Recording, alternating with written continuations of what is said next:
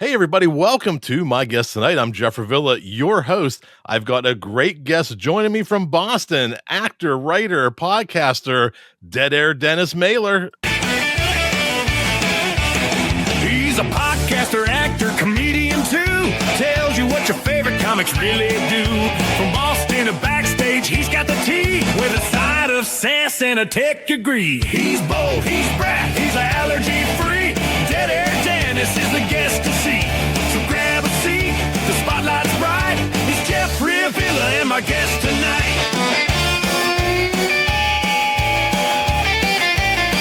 Now, that song picked up on one statistic about you that I always wanted to ask you about, because you brag about it on one of your accounts that you're allergy-free since like 1980. Is that still a true statement? You know what? I guess I'm gonna have to spill that true tea, like the theme song said.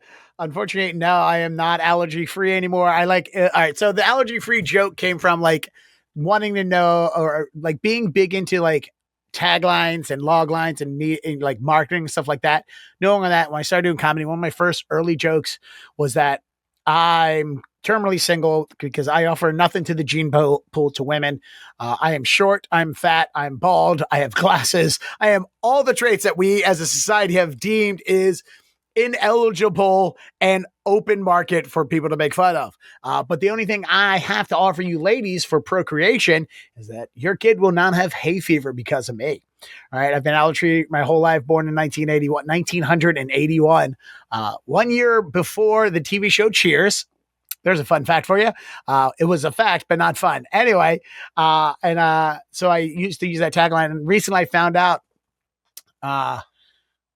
I don't know. We haven't really quite considered this an allergy yet, but I do have, as what we're calling right now in the medical industry, a adverse reactions to opiates. Yeah, so I live in Boston, but I'm originally from Baltimore, and I am apparently from Baltimore and allergic to heroin. That is as absurd as being from Boston and allergic to racism, because it's both their chief main exports. Well, it shouldn't really limit your dating pool. I think many women would prefer somebody who was allergic to heroin and opium. It might be a good one to pass on. Right? Yeah, that's the thing. Your kid won't be lying in the back corner of an alley turning tricks for drug money because of my gene pool. And I mean, if they do, they'll probably get hives one time and stop. That's how, right. It can't be that addicting. Yeah, no, and honestly, do you know where this saved my life? Have you seen the TV show, the Hulu TV show Dope Sick?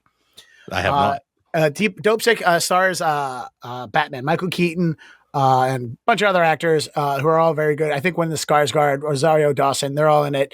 The young girl who plays the lesbian coal miner daughter person, she's absolutely fantastic. You'll recognize her from a bunch of stuff, but her name's escaping me right now. But it's a movie. It's a dramatized version of the Oxycontin epidemic in the early 2000s, late 90s, early 2000s, particularly in Appalachia and like throughout rural countries. And it's an awesome show. And it made me realize that right around that same time when doctors were pushing Oxycontin on people and everybody, I was given a pill bottle of 30 Oxycontins from my dentist who pulled out a wisdom tooth.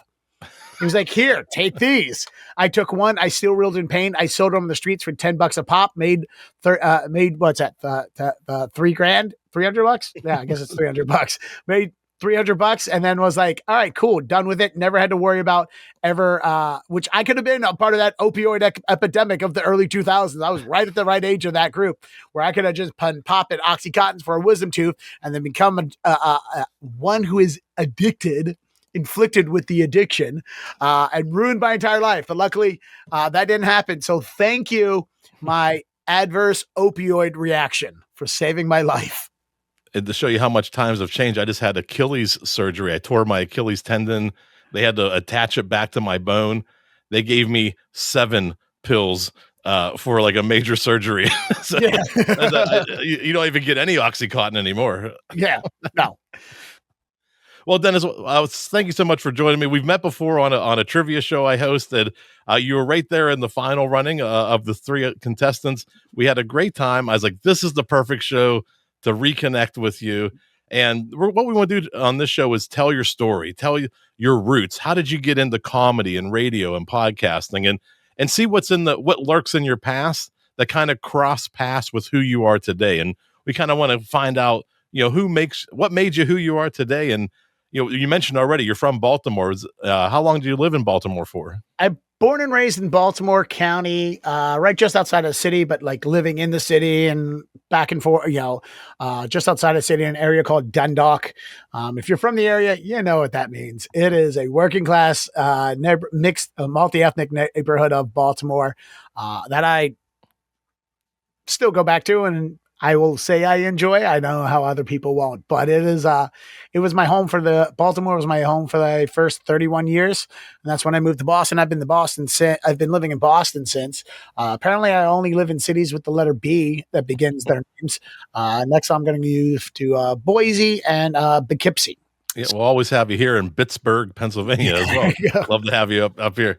I will move to PA in a heartbeat too. I do love me some PA, and that's how I'm a true Mid-Atlantic person, is because I called it PA, not Pennsylvania. That's right. It's only DC, Maryland, Pennsylvania, and Delaware that calls it PA. When I talk to other people, I was like, "Oh yeah, Philly, PA," and they're like, "What's that?" Do you ever say DMV? Oh yeah. I worked in my first job foray into radio was in DC, Washington, DC area. So I also consider myself a DC, Maryland, Virginia, or DMV. When I connect with people from those areas, I'm like, oh, I'm from the DMV too. I mean, I like to say Baltimore is part of the DMV, although it is its own entity of the DMV. Like Northern Virginia is very much DC territory. Montgomery County, MoCo, very much DC territory. Baltimore is not DC territory, but Baltimore is very DC adjacent. Like where they are very close brotherly, like they're such brother sisters. They're such brotherly cities that they're basically Irish twin brothers. Like that's basically how they are. Like it's really hard to live your life and not in Baltimore and not be a person that goes to DC. Like we went there for concerts. We went there for shows, plays, whatever arts and culture. We had it in Baltimore, but it was there in DC too.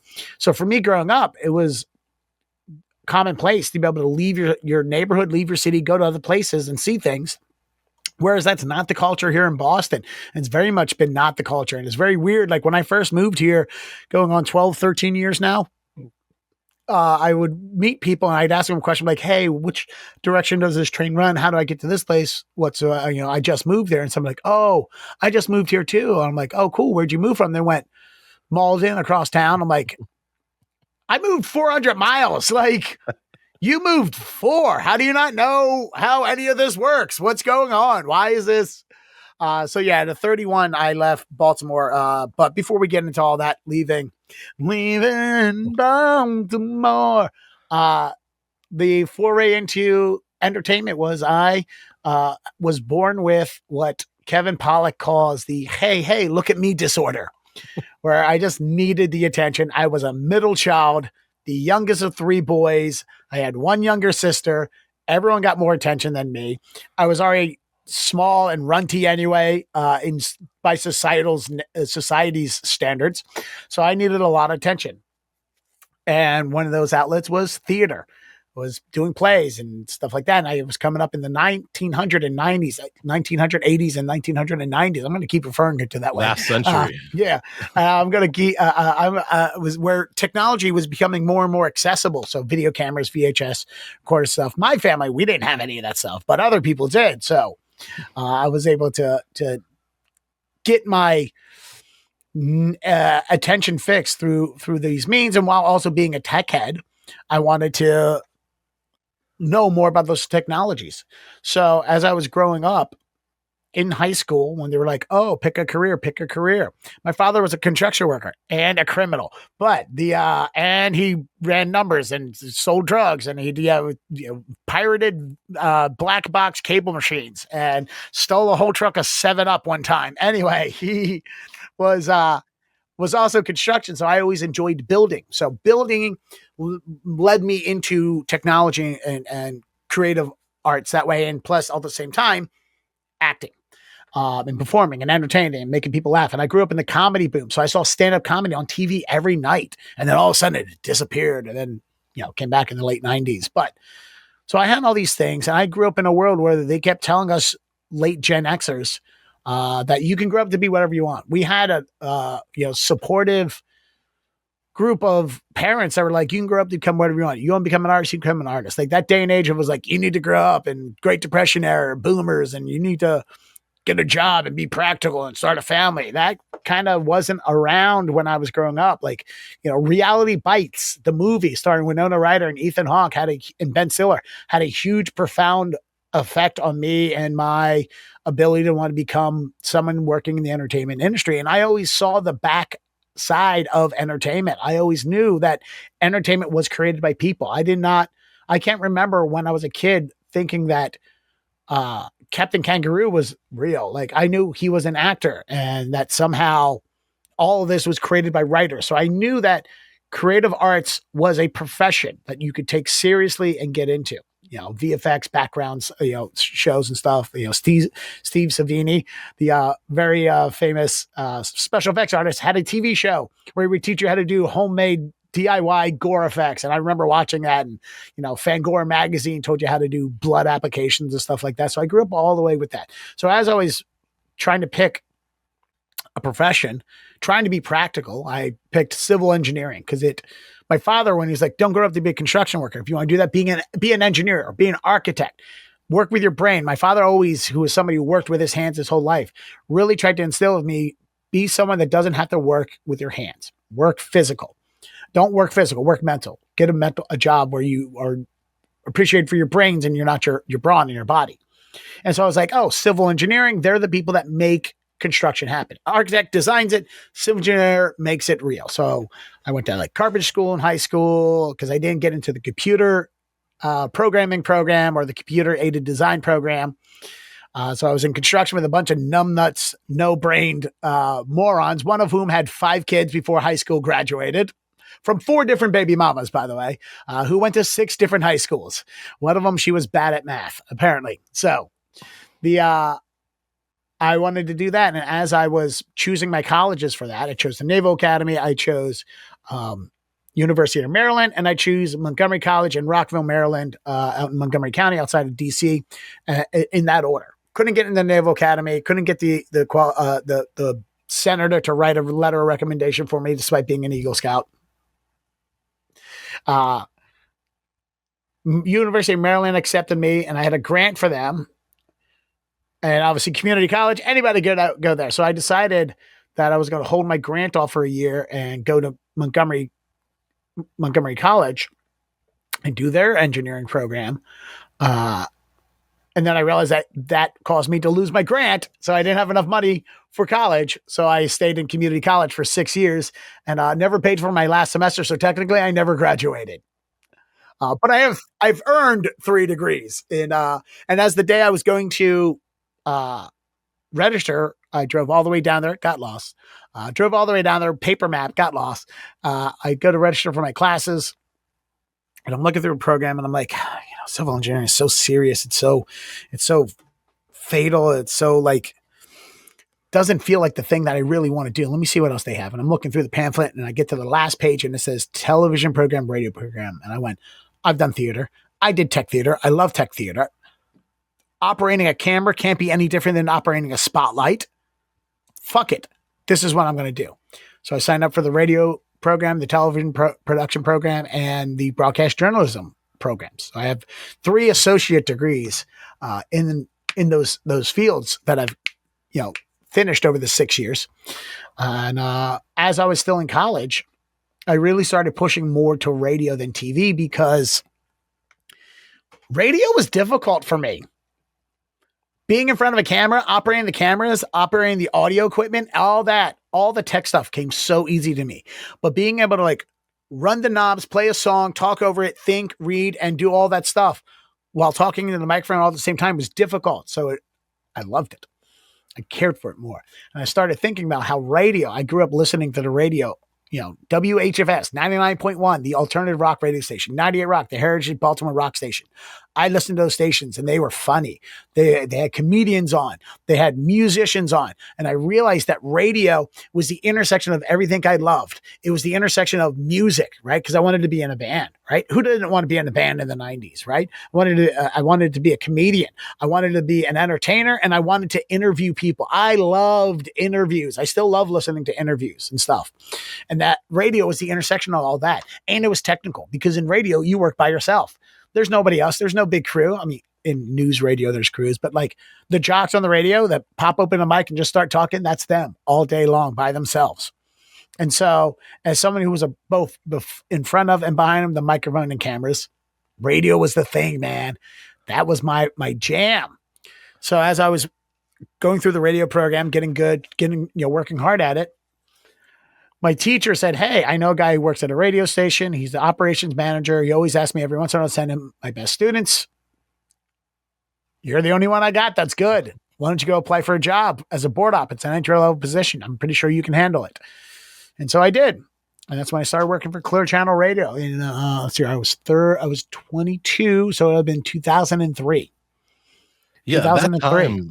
That time in the late 80s, early 90s, radio was king. I don't know if people today understand, like, radio personalities were local celebrities. They did the shows, they did the morning drives, they were the people. Everybody, that was the internet, was and the radio. Like all your favorite TV personalities, your presenters and hosts, almost all of them started in radio too. Yeah. So it's like, in my mind, this is my career path. I go to radio. I get good in radio. I become famous, and then I move up into farther in entertainment. I become I can start being a stand-up comedian, because also at the same time, most of the big-time radio jocks in Baltimore were also stand-up comedians, and they were the biggest comedians. So my brain said that this is my career path. And here's the thing: with this degree in radio and all this, I can still work in entertainment. I can still I could go work at a recording studio. All the equipment's mostly the same. The idea is pretty much the same, mixing and mastering and leveling, all that. It's not, I found out. But in my brain, I mean, I have those skills because I've learned them. But, I wouldn't have been able to figure these things out and gotten those skills if it wasn't for working in radio and just being hungry for a passion of, hey, bring your band, come into the studio here and let me record your next single, because you couldn't get studio recording time. It was expensive. It was impossible. Nobody had studios at home. They were hundreds of thousands of dollars to build. Nobody could record in their bedroom. You could record a shitty little demo tape with a 4-track cassette player, but you couldn't sell that cassette tape to people. I was doing internet radio in the early 2000s when most people still didn't have computers. Whenever you're on the radio, you're meeting new people, all these other actors, comedians are crossing your path, and you're building up this skill set of entertaining, through words, so painting pictures for people who are listening. Was it through there? Maybe you started to do remotes. You started to just through meeting people or getting invited to places. What got you out of the studio and leaning towards comedy, leaning towards getting on the stage in front of people in real life, not just, in the radio booth? Well, that honestly, the thing that pushed me, I always wanted to be a stand-up, and I was holding off for it because I knew too much about the world of stand-up comedy. I was like in depth in stand-up comedy and interviews with comedians, and I listened and I paid attention. And I remember someone saying it takes 10 years to start becoming a successful comedian. Not at 10 years, you become successful. It don't take no less than 10 years before you start to begin to become close to becoming successful. And I knew that in the back of my head. And I don't want to admit this because it makes me sound like I was opportunistic when I was just being strategic. And maybe I was also being foolish. But I wanted to build my radio career so I could use that to jump ahead that 10 years. I thought that if I'm working in radio, I'm making jokes, I'm writing comedy, I'm doing all this, might as well be on stage, right? It's the same thing, right? If I build up a following, if I build up a network, if I become, lack of a better word, celebrity, a known entity, then that learning curve of becoming a successful comedian can be cut. And so I put all that, and I regret that because I should have started stand-up the same time I started doing radio. I regret never starting a well, and also when I was 20, it was impossible to find out where stand-up comedy was happening. There was no internet. There was no, like, you had to find an open mic. Where do you find open mics? How do you find them? Right? Go to comedy clubs and start asking around. I was working at a comedy club as a doorman. So after my years in radio, I did everything. I was an engineer. I was a producer. I did a little bit of, I didn't do as much on-air work as I wanted to, but I was always doing independent stuff because I grew up independent. I grew up in a world where if you wanted something done, you had to do it. Like in the theater at my high school, I went to an magnet art high school because I lived across the street, but it also became a magnet art high school. And I was very, very big in the theater and improv programs there. And we had this DIY attitude all the time of, hey, if I'm not acting on stage, I'm now crew helping the production. And so I carried that way into the tech world as well. I was at home before the recording. We were joking that I was using Adobe products before Adobe bought them. I was using an audio editing program called Cool Edit and Sound Blaster Wave Studios to create recordings. And I was doing multi-track band recordings with a tape deck and a desktop computer in my friend's girlfriend's grandmother's basement to record their band to make a single. Like, yeah, dude, I did tech stuff. So, I was going out on my own. Dennis back then. Yeah. This is one of the things I keep here on it is a Sony Walkman mini disc player. It sits right here on my desk to remind me of my roots and where I came from, where I started. Honestly, if I still kept the real machines, they would be behind me against the wall there. But so that was the thing, is that I was always independent because I wasn't. The best piece of advice one of my mentors gave me, Al BD, he's a radio disc jockey in DC, was, if you want someone to consider you for your job, start doing the job before they give it to you. Yeah. And so I was like, well, if I want people to think I'm a good presenter, that I'm good at interviews, well, I need to start doing interviews. So I did internet radio show where I brought local bands on and interviewed them. You know, I would go to get press pass to Comic-Con and I'd take this and my friend's shitty camcorder or flip cam or whatever technology I could get my hands on for cheap. And I would walk around comic book conventions doing interviews.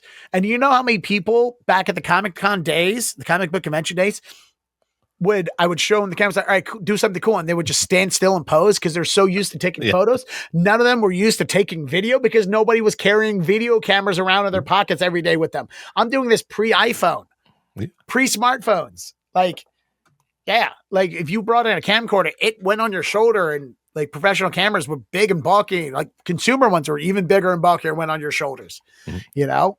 So you're describing that time as, you had this career you were building, and you said you described it as opportunistic, but I see it as very strategic. Like you mentioned comedians will say 10 years before you get some traction, you find your voice, you're comfortable on stage, but you have to do the reps to get to that 10 years. And all these things that you're doing, these are the reps to become. In my eyes at the time, it seemed like I was putting in the work to get to the thing. As a stand-up comedian, what felt opportunistic, what felt like it was, is I should have been doing stand-up to get better at stand-up instead of saying, I'm going to get good and famous so I can just jump into stand-up comedy. That wasn't the exact thought process, but that's not the thought process at the time, if that makes any sense. As a diehard stand-up comedian, I felt that I could skip the line by becoming famous. And to get famous, I got to do all these other things. And so I have never seen myself as just one thing. Mm-hmm. Like I'm a multi-hyphenate. I love doing everything. I want to be part of everything. I always call myself an entertainer because, dude, you need somebody to host an event, I'll do it. You need somebody to do stand-up comedy event, I'll do it. You need somebody to write on a TV show, I'll do it. Whether I'm good at these things, that still remains to be seen. But I want to do all these things. I want to be a part. I want to make movies. I want to make TV shows. I want to make art. I want to create content for people. I want to be I hate saying content creator, but that's really the closest title to what I do is I want to just create entertainment for people. Even if I'm not the main focus, I love being a part of the creation process. That's why I could produce radio shows and not be the main focus of it, because I was so enamored and loved just the creation of creating entertainment for people, whether that entertainment was music-based, news-based, political-based, whether it was narrative fiction, like all these things of creation always fascinated me. And I always wanted to be a part of all of them. I always saw one of these skill sets is adjacent to another one, like a stand-up comedian, not that different from acting. They're not the same. Not every comedian can be an actor and not every actor can be a comedian, but there is a crossover of skill sets that makes one relative to the other. Writing. I'm a stand-up comedian. I have to write my jokes. I should, in theory, be a storyteller. I can do story things. A lot of my comedy bases around writing narratively about situations, and that it follows a linear path of events. Same thing with my tourism. When I do tours around Boston as a, goofy dressed up character, ukulele playing punk rocker named UK Lee, my history bits are very narrative. And I look at how do I make this, instead of here's a bunch of facts about something that happened.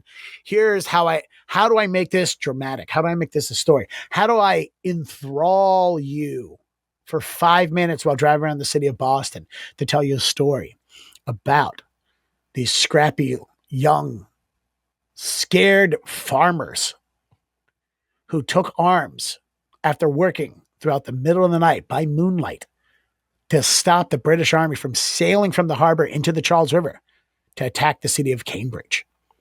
And even though their valiant efforts should have been rewarded, it was all for naught because they ran out of ammunition. Despite winning twice against the British, they unfortunately failed. And the British won. So, how do I, figure out, I got to figure out how to tell that story in an interesting and fun way, because I want people to not look out the window and go, hey, that's a big, tall building. I want them to go, is that how the Battle of Bunker Hill actually happened? Huh. So yeah, you even approach your tours, like a performance, like a puzzle you're trying to put together to make it the most entertaining. And that kind of comes from all those roots where you're going into trade shows and you're interviewing and trying to put that puzzle together. How do I tell this story? And you go to Boston, you're doing these tours. At this point, I'm assuming you're finding more and more stages and you're getting up more and more often. I get up less now because I don't know if you can hear my voice, but this is my moneymaker. It's always been my moneymaker, by the way. My biggest fear is losing the ability to speak. I don't know what to do with my life if I don't know how to speak. I've been getting a lot of, I'm in the process of learning sign language because I have an obsessive compulsive disorder that is not fixed by medication, where sometimes when I say the letters of things like VHS, my hand signs it. And it's become one of the things that has been integral to my tour. And I'm going to learn, I want to learn sign language so I can do my entire tour of Boston in sign language. I also can't keep still. I can't keep my hand still. My mother's half Italian, so my hands move. So if I could put them to good use by doing sign language. Well, by the way, that was the biggest problem in radio was I would move around the studio and I would grab the mic and move around. And now that I can't move around because I'm sitting, then because of the Zoom days, I keep hitting the microphone. You have this natural DIY mentality. Like I grew up in skateboarding and punk rock in the 80s and 90s. So like that's in my veins. Like that's all I see is I don't need a corporation to give me a structure to be a good consumer. I can kind of figure this out. And that's kind of what led me to podcasting. And it sounds like that's what led you to independent media. And that's what happened is why I started doing. So I guess the short version of the long story I've been telling is the reason why I finally got on stage is because I was working at a radio station. I was not feeling creatively used. My creativity was not being bolstered. I had nothing. The station was no more me. I needed a bit more outlet. So I took, and I realized that they're not going to give me what I want. They are not going to give me the chance to be as creative and free as I want to be.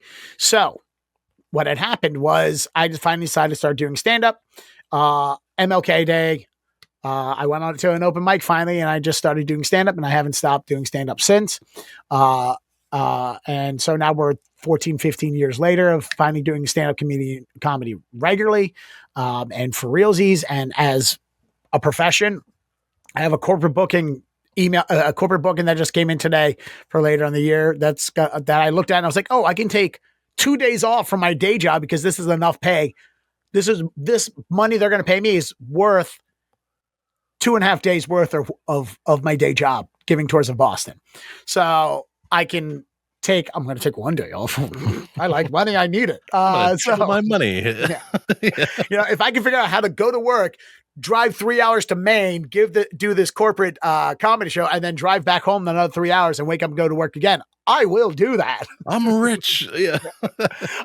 It's not so much I'm rich, bitch. It's I got bills, bitch. But so I decided doing stand-up, and podcasting came along with it because it's radio. This is audio. I had all this equipment sitting in my house anyway. Like, why am I not utilizing it? One of the things you mentioned is something I'm fascinated with, and it's comedian stories, road stories, how jokes came about, how they form things. And I almost like hearing about comedians more often than I like their routines or their material. I think comedians are so interesting, and they teach you so many lessons about life. Like, I learned more things about building a theater and running a podcast from listening to comedians telling us on podcasts how they do it. And the one thing I want to go back to, you mentioned your first time open mic, MLK Day. One of the things I love to hear about comedians was, how did your first time go? It's either every comedian has, it was the greatest time of my life, or I ate shit for 7 minutes. Oh, yeah. If you listen to my podcast, So What Do You Really Do, my friend Nico Lukoff, there is a amazingly huge cringeworthy story of my friend's open mic. I'm not going to spoil it for you, but if you go to So What Do You Really Do on the Big Comedy Network and listen to that conversation with Nico, you will hear how somebody thought it was going great and everyone else is like, no, this is not. But so my first stand-up, so that's a hard thing to say because I was doing open mics and comedy before losing this radio position and realizing that I am not an important member of this radio station that as I wanted to be. And I was helping comedian friends of mine write jokes and workshop and stuff like that. So I worked on a sketch comedy show for a local cable network. And so I was always doing these things adjacently, but never truly seriously. So I say that I started comedy seriously 15 years ago or whatever the math is now, but I was doing stand-up before all that. The very first stand-up routine I did do, and I think this is the most interesting of them, and I'll tell you probably the second most interesting one as well, is that I was 4th grade, 8 years old, or however you are in 4th grade. I did my first stand-up for the talent competition at school. My school did not do this talent competition every year. They did like every other year for some reason. And I wrote a stand-up comedy routine. It was mostly stolen bits from things that I saw on TV because it was the late 80s, early 90s. So, and you were 10 years old. Yeah, 8, 10 years old, whatever it was. I was 10 years old when I did that stand-up. I tell a joke on tour. The very first joke I ever wrote was at 8 years old, and it was, who was the most dangerous president? Ronald Reagan. Pew, pew, pew. It's been downhill since. So I did in 4th grade, I did the stand-up comedy. Did the audition for the teachers and everything.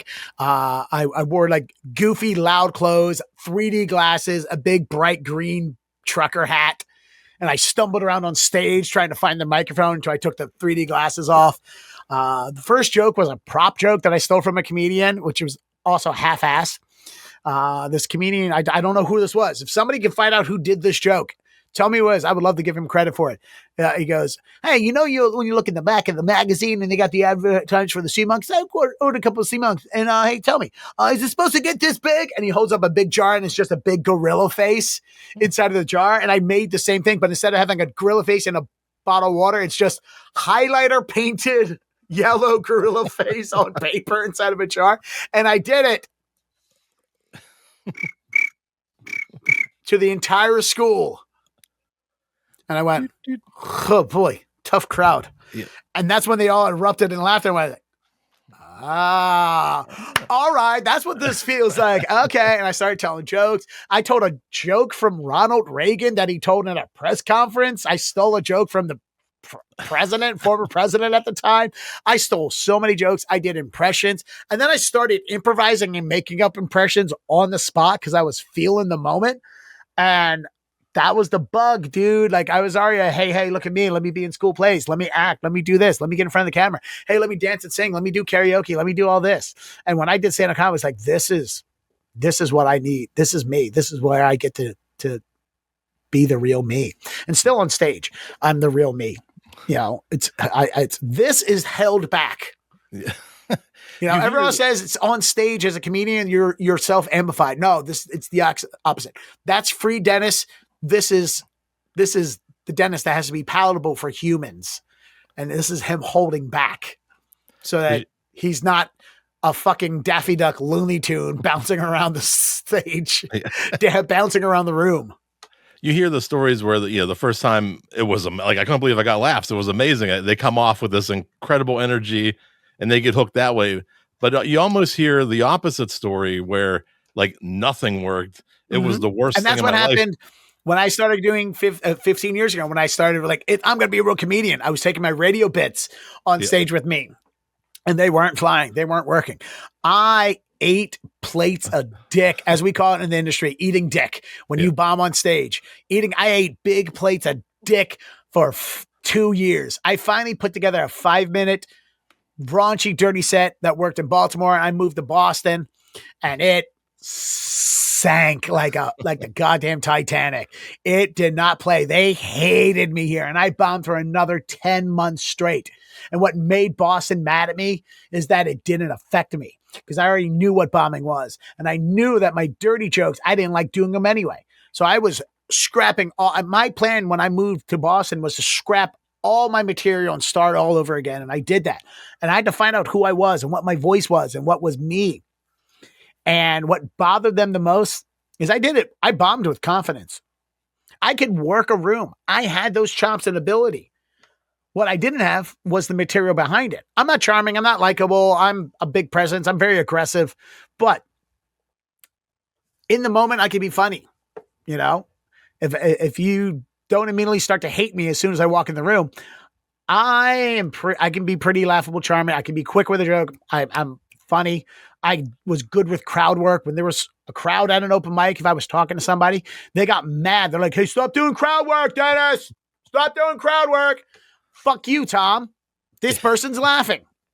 And that's kind of what makes, comedians really get well-rounded is you spent 2 years in Baltimore, 10 more months in Boston, just eating it. But you figured that was also a way to get hooked on being on stage was, how do I figure this out? And that's what you hear is challenge after challenge after challenge. You're trying to put this puzzle together and figure out your voice and figure out how to make people laugh. And you spent 2 years, 10 months doing that. And then look at where it's taken you today. Yeah. And honestly, I've, one of the things that a friend of mine, Mike Finakos, Mike Finoya, an old comedian, sort of a person I knew who used to do stand-up in Baltimore named Mike, whatever his last name is now. I don't know. He quit comedy, but we had a very interesting conversation one day. And I've always brought this question to comedians on my podcast and in interviews is he thinks of himself as a writer. I think of myself as a performer in that he performs his jokes because he has the need to write jokes. Whereas I have to write jokes because I have the need to perform jokes. So it's not that I'm not a good writer. It's not that I don't write. It's not that I'm willing to take people's work and pass it off as my own. It's just that for me to go out and have to perform on stage, I need the material. So I have to create the material because I want to go perform on stage. Whereas some people, I write and I have this accumulation of writing. Oh, I guess I'll go on stage and tell people about it. And I think all comedians come down to one or the other. You're a writer or a performer. Everyone wants to say they're both because they think that one is better than the other. And they don't ever want to be like, oh, I'm a hack because I'm a performer. No, it's not that. Not one is better than the other. It's just what is your natural dispositions. And I put a lot of effort into writing and the concept of writing and the thought process of writing because all of this is writing. The ability to do improv, the ability to do crowd work. I always tell people, you can't learn to do crowd work. What you need to learn to do is how to write a joke. Learn joke formula, learn joke structure, because once you have joke structure down packed, everything else falls into place. All crowd work all improv is recalling or creating a joke on the moment using the information available in the situation. Great example of this was I was doing just after the pandemic when things started opening back up. I had a job doing running audio tech for a traveling dance company, doing competitions, and we're sitting back in the green room between dance recital performances for 8 to 12, and then 13 to 15, and then 17 and over, right? We're sitting back there, and one of the judges, who's a dancer, and she's judging other teenage girls dancing now, and we're talking. Somebody says something, I make a joke, and it's a whole big huge act out, and 45 seconds worth of a whole bunch of jokes. And I just sit down, and the woman goes, "Oh my God, where did that come from?" And the video tech with me leans over and goes, "He's a stand-up."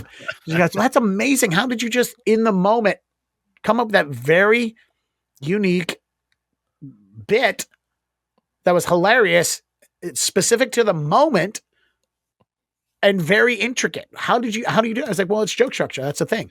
Joke is when you do enough comedy, when you learn structure, you know that A plus B equals C. C is a laugh, A is a setup, B is the punchline, C is the laugh, right?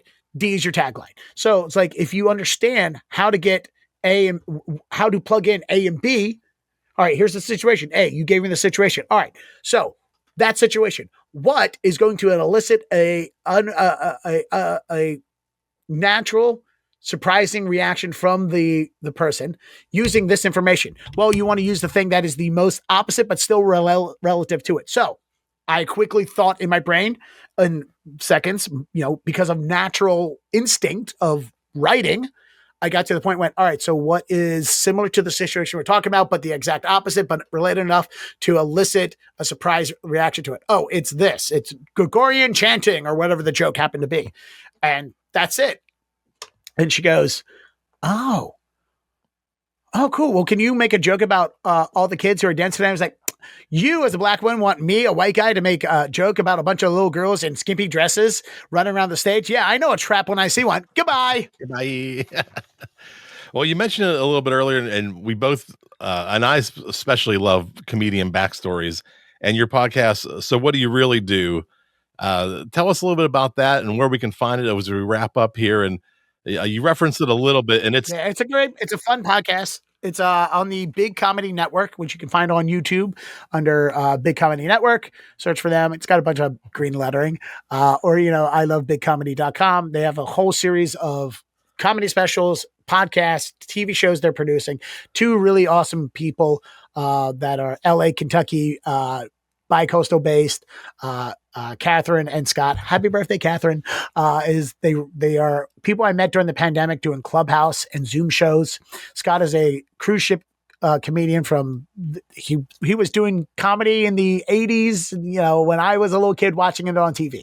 And she is his wife, and she is an amazingly talented consultant for companies, and she's been CEO of a bunch of companies, and she's great at doing startups and all this stuff. And she is an actress in herself. So we have talented people in the arts who just want to give a platform to people and help them grow their art. And so my podcast is called So What Do You Really Do?, where I interview artists and entertainers about their day jobs, talking about the stuff we have to do during the day to support what we want to do at night.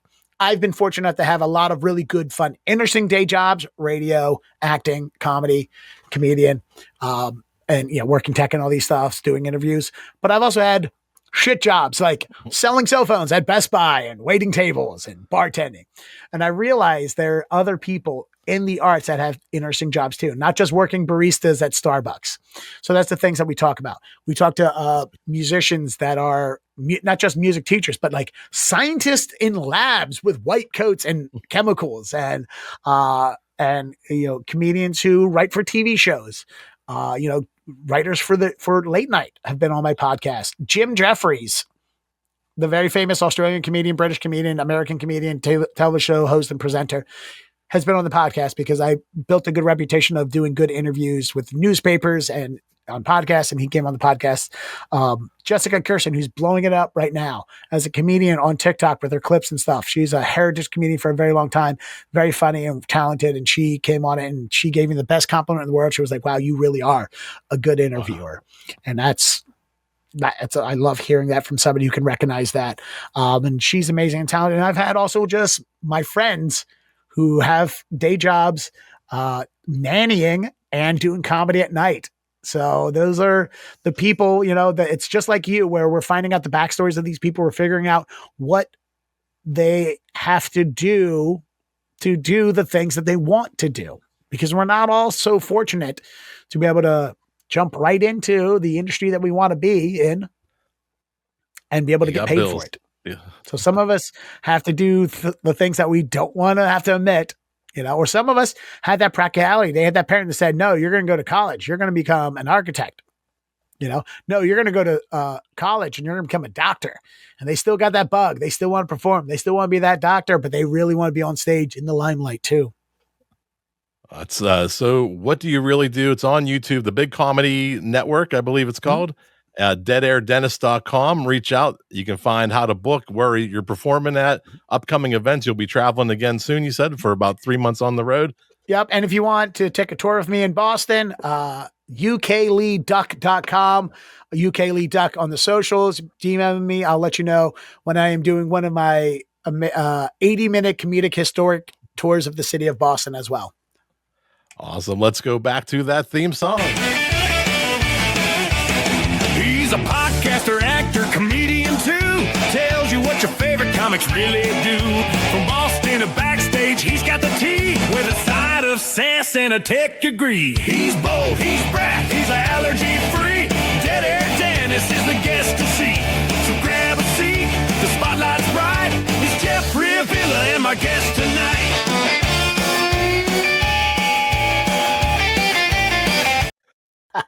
I love that. I would love to say you're the first person to create a theme song for me, but you're not. But you're my current favorite theme song. So thank you, Jeff. Well, I'll cut in you playing the drums in the backstage.